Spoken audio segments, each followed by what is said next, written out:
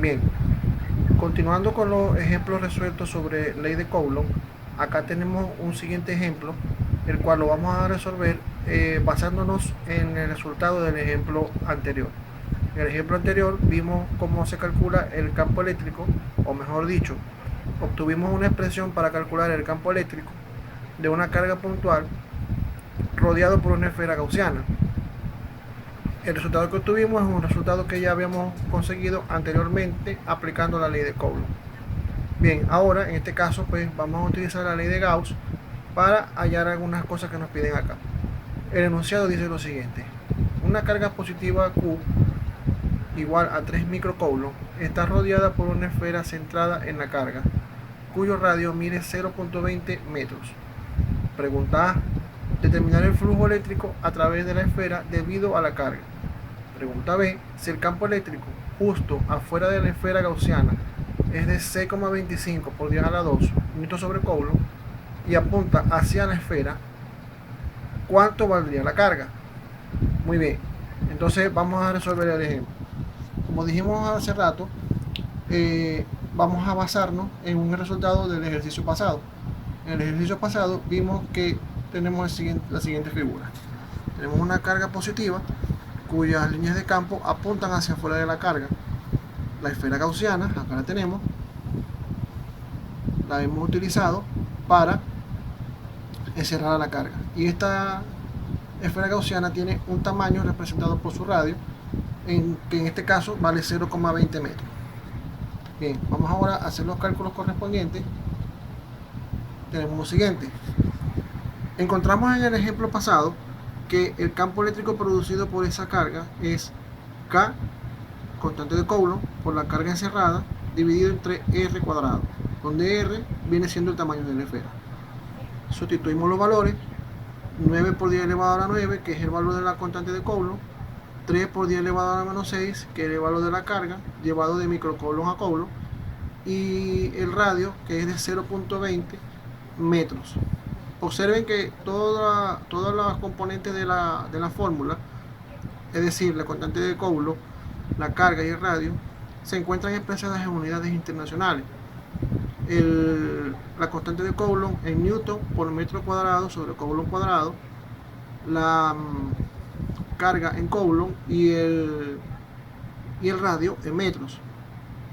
Entonces eso significa que como todos los valores de los que sustituimos en la fórmula están en unidades internacionales, podemos prescindir de colocarlas. Ya sabemos que al final obtendremos las unidades newton sobre coulomb, que son las unidades internacionales del campo eléctrico. Bien, sustituyendo y calculando, como vemos acá, obtenemos que nuestro campo eléctrico vale 675.000 newton sobre coulomb, o si llevamos a la notación científica sería 6,75 por 10 elevado a la 5 newton sobre coulomb. Ahora que hemos calculado el campo eléctrico producido por esta carga en esta configuración, procedemos ahora a encontrar el flujo. El flujo sabemos que es el vector campo eléctrico multiplicado escalarmente por el vector normal, y el vector normal multiplicado por el área. Recordemos que el área no es un vector, lo convertimos en vector asociándolo al vector normal, que es un vector que se encuentra saliendo de la superficie, forma una dirección o un ángulo de 90 grados con la superficie, y entonces pues en el caso de la esfera del ejemplo anterior nos dimos cuenta o encontramos que tanto el vector normal como el vector campo eléctrico apuntan en la misma dirección y en el mismo sentido, lo que significa que entre ellos no hay ángulo. Cuando aplicamos la fórmula de resolución del producto escalar magnitud de E por magnitud de N, o sea del vector normal, por el área, por el coseno del ángulo entre los vectores campo eléctrico y vector normal, obtenemos que nos queda simplemente magnitud de E por el área. Recuerden que la magnitud del vector normal vale 1 porque es unitario. El ángulo entre el vector campo eléctrico y el vector normal es 0, coseno de 0 da 1, por eso nos queda simplemente E multiplicado por A. Sustituimos los valores. El área que nosotros estamos utilizando es el de una esfera. El área de una esfera se calcula multiplicando 4pi por su radio elevado al cuadrado. Entonces sustituimos los valores, calculamos y nos da que el flujo eléctrico en esa superficie gaussiana es de 3,39 por 10 elevado a la 5 newton por metro cuadrado sobre coulomb. O también las unidades las podemos expresar en newton sobre coulomb por metro cuadrado. Es exactamente lo mismo. Vamos ahora a la parte B. En la parte B nos dice que el campo eléctrico tiene una magnitud de 6,25 por 10 a la 2 newton sobre coulomb y está apuntando hacia la esfera, o en cualquier caso hacia la carga. Eso sugiere que tendremos la siguiente situación. Acá está. Tenemos la carga y las flechas o líneas de campo apuntan hacia la esfera y hacia la carga. Ahora, fíjense que hemos colocado negativo en la carga. ¿Por qué? Nosotros sabemos, ya se ha explicado anteriormente, de que cuando la carga es negativa, el campo eléctrico apunta hacia la carga. Bien, en este caso, el vector normal, si lo pudiéramos dibujar, por ejemplo, aquí, sobre esta línea del campo eléctrico, estaría apuntando hacia afuera, así, hacia afuera, mientras que el vector campo eléctrico apunta en el sentido opuesto, en la misma dirección pero en sentido opuesto. Es decir que entre ellos dos su ángulo sería de 180 grados.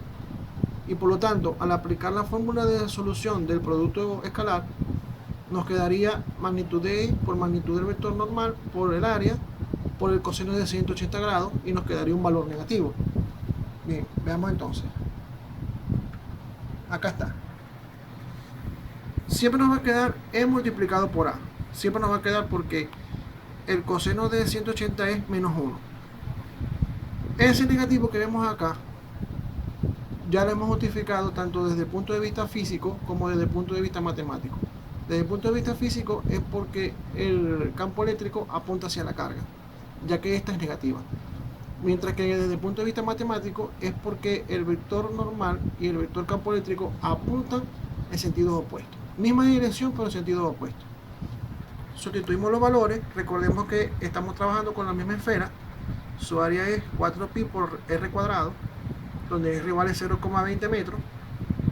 Y obtenemos acá el valor de el valor del flujo eléctrico para esta situación con este campo eléctrico. Bien, ahora, como nos piden que hallemos la carga, el valor de la carga, entonces venimos ahora y aplicamos lo siguiente. Recuerden que una manera de calcular el flujo eléctrico de manera física, digámoslo así, que es la contribución que hizo Gauss, es que flujo eléctrico es igual a la carga encerrada dividido entre la permitividad en el vacío. Entonces, despejando la coencerrada nos queda esto: permitividad eléctrica en el vacío por el flujo. Sustituimos los valores. El valor de E sub 0 es una constante que ya conocemos. Este valor está en unidades internacionales. El flujo lo hallamos también en unidades internacionales. Por lo tanto, ya sabemos que al calcular nos va a quedar coulomb. Bien, entonces al hacer el cálculo nos queda que la carga vale menos 2,78 por 10 elevado a la menos 9 coulomb, o menos 2,78 nanocoulomb. Bien, entonces aquí ya hemos aplicado la ley de Gauss en este ejemplo tan sencillo para calcular tanto valor de carga como valor de flujo a través de una superficie gaussiana. Continuaremos entonces con un siguiente ejemplo donde presentaremos otra forma, otro tipo de geometría, otro tipo de simetría. Recordemos que la ley de Gauss se aplica a situaciones donde se presenta alta simetría. Y pues entonces aquí hemos visto ya un ejemplo numérico. Veremos otro ejemplo numérico, pero con otra configuración, con otro tipo de geometría. Bien, continuamos entonces.